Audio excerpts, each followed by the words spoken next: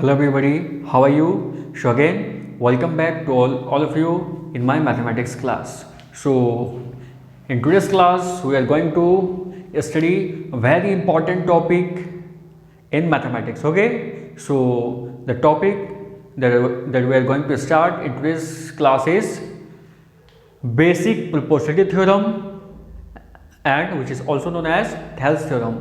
So आज की class में मैं आपको बेसिक प्रोपोर्शनलिटी थ्योरम बताने वाला हूँ, जिसको कि हम लोग थेल्स थ्योरम भी बोलते हैं। ठीक है, क्योंकि ये थेल्स के द्वारा दिया गया था, इसलिए इस थ्योरम को हम लोग थेल्स थ्योरम भी बोलते हैं। ठीक है, तो चलिए इस थ्योरम को करते हैं और समझने का कोशिश करते हैं। ठीक है, so I hope everybody after watching this video able to understand basic proportionality theorem or Thales theorem. Okay, so before going to this topic, I'm just try to clear your some doubts. Okay, तो इसको समझने के पहले सब कुछ terms है जिसको आपको मैं एक बार रिकॉल कर दे रहा हूँ ताकि आपको इस थ्योरम को समझने में कोई दिक्कत ना हो। ठीक है, चलिए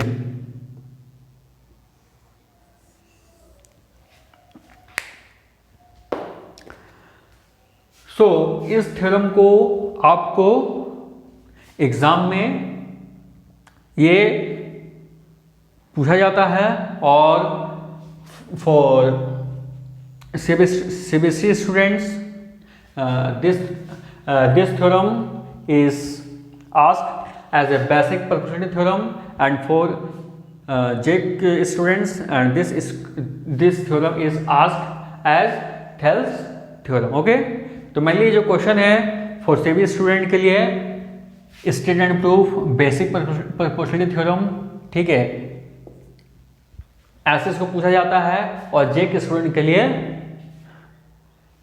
Thales theorem state and proof Thales theorem इसको ऐसे पूछा जाता है। ठीक है, तो JEC और सीबीएसई के लिए ये दोनों के लिए वेरी इंपॉर्टेंट है। ठीक है, तो चलिए इसको प्रूव करने के लिए कुछ बेसिक टर्म है जिसको हम लोग पहले समझ लेते हैं। ठीक है, सबसे पहले हम लोग आते हैं ट्राइंगल। ठीक है, तो सपोज कीजिए ये ट्राइंगल आपका हो गया ABC हो गया। तो किसी भी ट्राइंगल का हम लोग एरिया जो होता है कैसे फाइंड करते हैं? तो जनरली जो एरिया ऑफ ए ट्राइंगल होता है, suppose area of a triangle ABC क्या होगा? Area of a triangle ABC क्या होता है? तो एरिया ऑफ ए ट्राइंगल किसी भी एरिया ऑफ ट्राइंगल का एरिया होता है half into base into height होता है। ठीक है, तो this is the standard formula for finding the area of a triangle. तो किसी भी ट्राइंगल का यदि एरिया फाइंड करना है तो उसके लिए ये स्टैंडर्ड या बेसिक फॉर्मूला होता है। ठीक है, अच्छा अब देखिए इस ट्राइंगल ABC में बेस किसको लेंगे और हाइट किसको लेंगे? ठीक है, क्योंकि किसी भी ट्राइंगल में बेस और हाइट फिक्स नहीं होता है, तो इसीलिए आपको किसको बेस लेना है और किसको हाइट लेना है ये आपको मालूम होना चाहिए। ठीक है, तो सबसे पहले याद रखोगे यदि triangle has three sides, so if you take BC as a base, यदि आप BC साइड को बेस ले रहे हो तो इसका जो अपोजिट वर्टेक्स क्या है? A है, तो इससे जो इस पर जो परपेंडिकुलर होगा, ओके, जो परपेंडिकुलर होगा उसी को हम लोग हाइट कंसिडर करते हैं, और ये आपका क्या हो गया? बेस हो गया। तो समझ में आ रहा आपको? ये होगा। लेकिन सपोज कीजिए कि आप BC को बेस कंसिडर नहीं कर रहे हो, आप बेस किसको कंसिडर कर रहे हो? AB को बेस कंसिडर कर रहे हो। तो if you are considering AB as a base, then अब हाइट क्या होगा? अब हाइट आपका ये हाइट नहीं होगा। ठीक है, अभी आप हाइट ये नहीं होगा, आपका हाइट क्या होगा? अब हाइट आपका देखिए क्या होगा। यदि आप AB को बेस कंसिडर कर रहे हो तो AB का जो अपोजिट वर्टेक्स क्या है? C है, तो इससे जो इस पर परपेंडिकुलर होगा ये इस ट्राइंगल के लिए हाइट होगा। ठीक है, समझ में आ रहा है? Okay, now next, if you considering AC, यदि आप AC को यदि बेस कंसिडर कर रहे हो तो इस केस में इसका जो अपोजिट वर्टेक्स है B, यहाँ से जो परपेंडिकुलर होगा ये इसके लिए क्या हो जाएगा? हाइट होगा। तो समझ में आ रहा है? So the base we considering in given triangle, so the perpendicular from the opposite vertex to that base is called height. Okay, तो किसी भी ट्राइंगल में आपको यदि उस ट्राइंगल का एरिया फाइंड करना है तो आप बेस किसको लोगे, तो उसका corresponding हाइट क्या होगा ये आपको समझ में आ गया। ठीक है, चलिए। So area of a triangle half into base into height होता है। आई होप एवरीबडी रिमेंबर दिस। अच्छा, अब नेक्स्ट आते हैं। चलिए, कोई भी ट्राइंगल है, ठीक है, और ये उसका मान लीजिए हाइट हो गया, ये मान लीजिए बेस हो गया। ठीक है, अच्छा, बट ये जो केस है ये तो क्वेश्चन में जब आपको बेस और हाइट गिवन रहेगा तभी आप इसको फाइंड कर सकते हो, इसका एरिया। और यदि इस क्वेश्चन में यदि हाइट नहीं दिया हुआ है और ऐसा कोई कंडीशन भी नहीं है जिससे कि हम लोग हाइट निकाल सकते हैं, तो आप इस ट्राइंगल का area half into base into height formula से फाइंड नहीं कर सकते हो। ठीक है, ये बात हमेशा याद हो गया। तो इस केस के लिए आपको एरिया फाइंड करने के लिए आपको आना होगा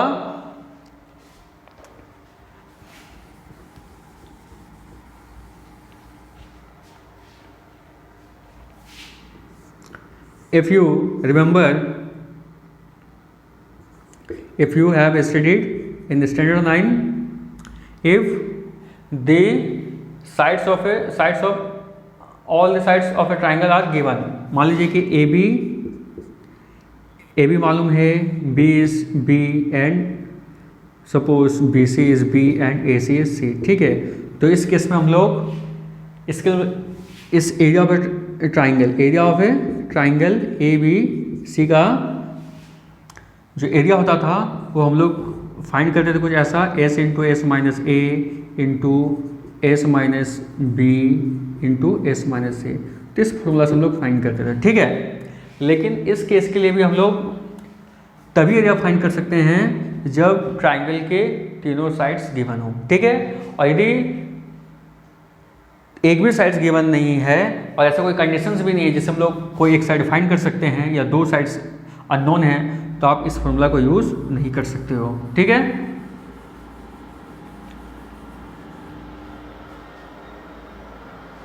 चलिए। अच्छा, ये तो हो गया। अच्छा, अब मान लीजिए कि कोई ट्राइंगल है, ठीक है, अब उसका हाइट, अच्छा कुछ ट्राइंगल मान लीजिए आपका ऐसा है, ठीक है, तो इस ट्राइंगल का आप हाइट कैसे फाइंड करोगे? ठीक है, इस ट्राइंगल का हाइट कैसे फाइंड करोगे? तो देखिए, इस केस में जब ऐसा ट्राइंगल होता है तो इसका हाइट फाइंड करने के लिए हम लोग क्या करते हैं, मान लीजिए ये ट्राइंगल ए बी सी है, तो इसके लिए आपको यदि ये आप ए बी को बेस कंसीडर कर रहे हो तो इस केस में हाइट क्या होगा? हाइट क्या होगा? जो ए बी पर इसका अपोजिट वर्टेक्स ए बी का अपोजिट वर्टेक्स क्या होगा? सी होगा। तो सी से जो इस पर क्या होगा? परपेंडिकुलर होगा साइड ए बी पे, वही इसका हाइट होगा। तो इस केस में तब परपेंडिकुलर ऐसे तो ड्रॉ नहीं कर सकते हो क्योंकि ये तो परपेंडिकुलर होगा नहीं। ठीक है, तो चलिए देखते हैं तो ऐसा केस में हम लोग क्या करते हैं। तो जब भी ऐसा ट्राइंगल होगा, सपोज कीजिए this is A B C and मान लीजिए कि आप सपोज कीजिए आप ए बी को बेस कंसीडर कर रहे हो, तो इस केस में इस ट्राइंगल का हाइट फाइंड करने के लिए आपको ए बी को एक्सटेंड करना होगा, ए बी को आगे एक्सटेंड करना होगा। और ए बी को जब आप आगे एक्सटेंड करोगे तब यहाँ से आप क्या करना होगा? आपको एक परपेंडिकुलर ड्रॉ करना होगा। ठीक है, तो ये जो परपेंडिकुलर होगा on the side A B by extending it, okay, suppose कीजिए एट टू डी पॉइंट। ठीक है, तो ये जो ए सी होगा, यही ए सी इस ट्राइंगल ए बी सी के लिए क्या होगा? हाइट होगा। ठीक है, तो ये आपको पता होना चाहिए। ठीक है, so the main reason for the explaining this we will use this concept in this theorem। तो इसको बताने का मेन ऑब्जेक्टिव जो मेरा है वो ये है, क्योंकि इस थ्योरम को हम लोग इसी कॉन्सेप्ट से हम लोग इसको प्रूव करेंगे। ओके, चलिए ठीक है। तो ये तो हो गया ट्राइंगल से रिलेटेड एक 2-3 बेसिक कॉन्सेप्ट था जिसको कि मैंने आपको बता दिया। अब चलिए नेक्स्ट और एक बेसिक कॉन्सेप्ट है, और वो बेसिक कॉन्सेप्ट ये है कि सपोज कीजिए there are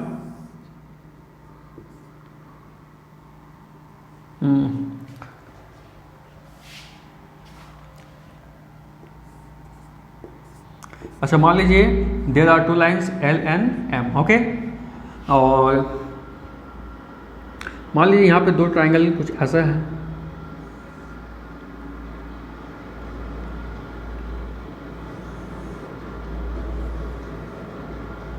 suppose this is A B C and this is A D C। क्या आप देख सकते हो यहाँ पे 2 ट्राइंगल हैं, A C B ये ट्राइंगल और A D B ये ट्राइंगल। ठीक है। So what is the important thing that is to be noted here? So the important thing is to be noted here is that if you look both the triangle ACB and ADB, so both the triangle are on the same base AB, are on the same base AB and between the same parallel, okay. तो क्योंकि line L और M दोनों आपस में parallel है, और ये triangle ACB और ADB दोनों के लिए बेस मान लीजिए क्या है, AB है। ACB के लिए भी बेस AB है और ADB के लिए भी बेस AB है। And the second one is दोनों देखिए, क्योंकि लाइन और L और M पैरेलल है, दोनों क्या होगा, सेम पैरेलल के बीच में होगा, सेम पैरेलल पे है, right. So this is the important thing that is noted to be here. Okay, so जब भी ऐसा केस होता है तो इस केस में क्या होता है, so in this case area of this triangle ACB and area of a triangle ADB will be equal. तो इस केस में एरिया ऑफ ट्राइंगल ACB और एरिया ऑफ ट्राइंगल ADB क्या होता है, इक्वल होता है। ठीक है। तो इसको भी बताने का मेरा मेन ऑब्जेक्टिव यही है, क्योंकि इस कॉन्सेप्ट का भी इस थ्योरम को प्रूव करने में यूज होगा। ठीक है, okay. So okay, now we can start our theorem.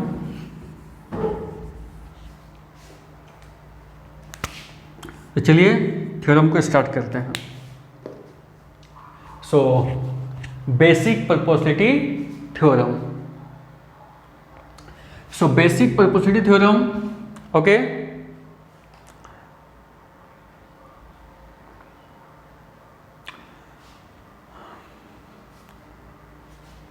I will explain this theorem in my next video, okay, because this video is going to too long. Okay, so I hope everybody understood some basic concept relating to this theorem, which will help you to understand this theorem in better way. Okay, so thank you.